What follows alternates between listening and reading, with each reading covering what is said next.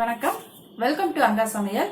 நம்ம இன்னைக்கு செய்ய போற ரெசிபி என்னன்னா, ரொம்ப சிம்பிளா செய்யக்கூடிய ஒரு ஸ்வீட். இது கண்டிப்பா எல்லார் வீட்லயும் ஃபங்க்ஷன்ல பண்ணுவாங்க, ஃபெஸ்டிவல் அப்ப பண்ணுவாங்க. ரவா கேசரி. வாங்க எப்படி செய்யலாம்னு பார்க்கலாம்.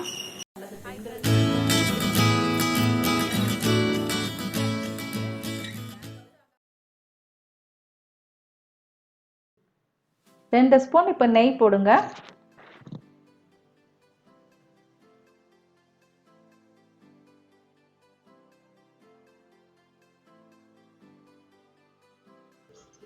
இப்போ நெய் உருகுனதுக்கு அப்புறம் இதில் நம்ம முந்திரி பருப்பு போட்டு நல்லா வறுக்கிறோம். முந்திரி பருப்பு நல்லா கலர் மாற வரைக்கும் வறுத்துக்கோங்க. சிம்மில் வச்சே பண்ணுங்க. இப்போ முந்திரி பருப்பு நல்லா வறுப்பட்டுருச்சு. இப்போ நம்ம கிஸ்மிஸ் பழம் போடுறோம், உலர் திராட்சை.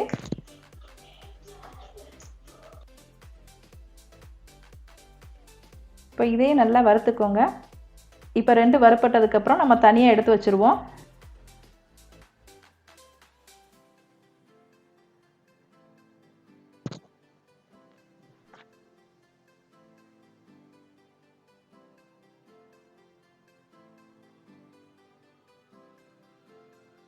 இப்போ நெய்யில் நல்லா வறுத்தாச்சுங்க, நல்லா வாசம் வருது. இப்போ நம்ம எடுத்து வச்சிடலாம்.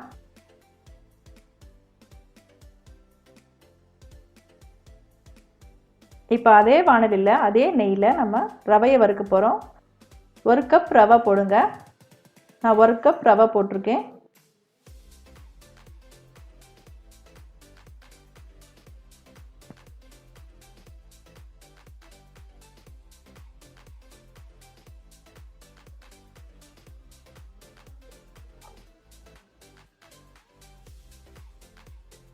பாருங்க, நல்லா வறுப்பட்டுருச்சு.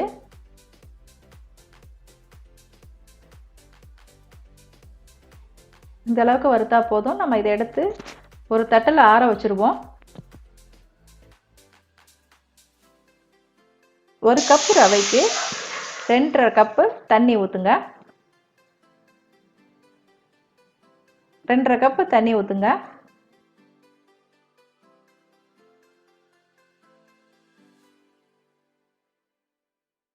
அது கூட இப்போ ஃபுட் கலர் சேர்த்துக்கோங்க.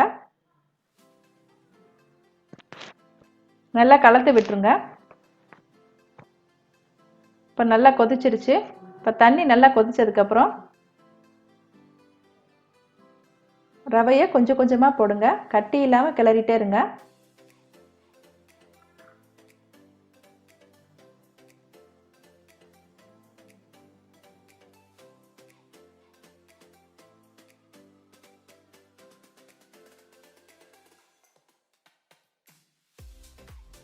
மூடி வச்சிடலாம்.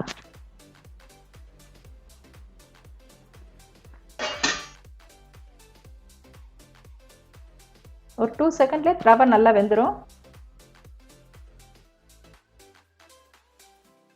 இப்போ பாருங்க, ரவை நல்லா வெந்துருச்சு.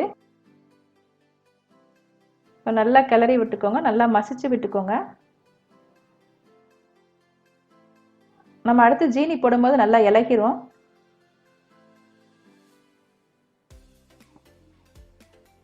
ரவையை நல்லா அப்படி கிளறி விட்டுக்கோங்க.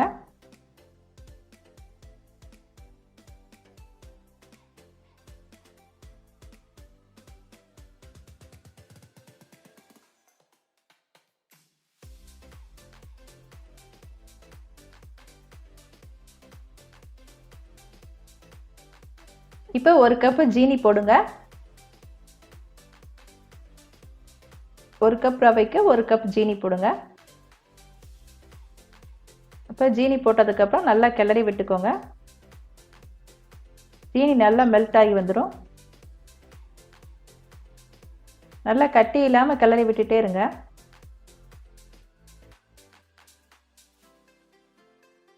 நல்லா கிளறி விட்டுட்டே இருங்க, கட்டி படக்கூடாது. கட்டி இல்லாமல் நம்ம கிளறி விட்டுட்டே இருக்கணும்.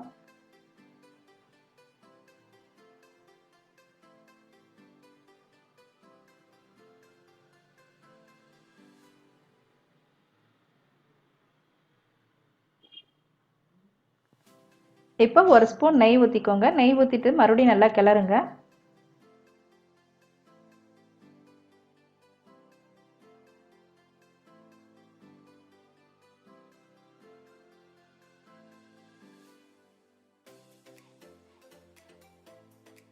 இப்போ 3 ஏலக்காய் நல்லா அப்படி பவுடர் பண்ணி போட்டுக்கோங்க.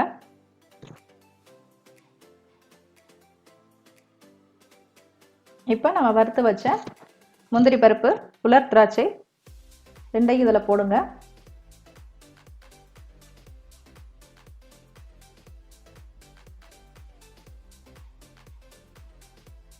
இது போட்டு நல்லா கிளறி விட்டுக்கோங்க.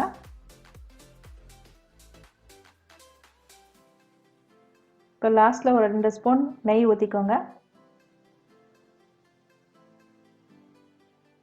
நல்லா நெய் ஊற்றினா நல்லா வாசமாக இருக்குங்க.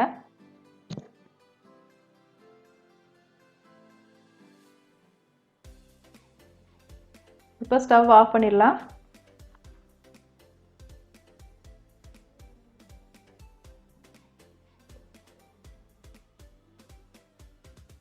ரெடி ஆயிடுச்சுங்க.